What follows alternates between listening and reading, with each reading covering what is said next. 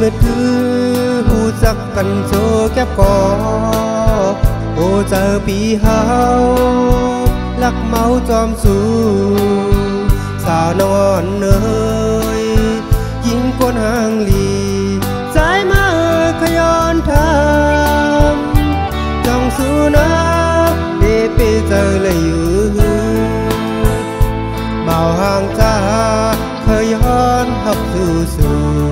จ้องป่ามีก็รำเจออันนายมสู่มาอยากเจอปีนอนขึ้นก็คอยในฝันสัตว์ปานอนปีก็หักอ่ำหอนตอนมีบ่นางเปเจออยู่ไหนทางหักสายอ่านไว้ปุ่นน้องก็เลี้ยวอันเถิกเสดากอโอ้เจอสายตื่นหันเจออยู่นาง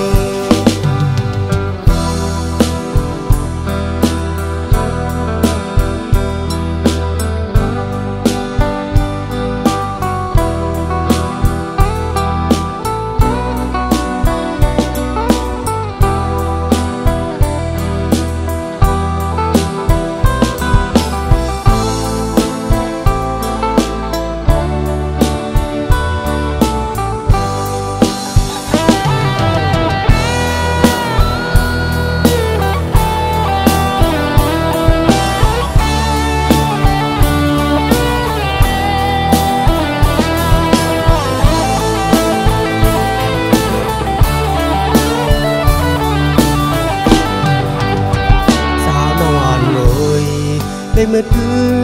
หูจักกันโจแก็บก่อโอ้เจอปีเฮาลักเมาจอมสู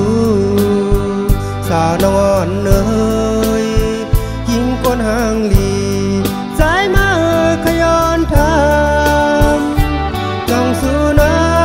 เดไปเจอเลยอยู่เบาห่างจ้าเคยย้อนหักสู่จ้องป่ามีก็รำเจออันนายมสู่มาอยากเจอปีนอนขึ้นก็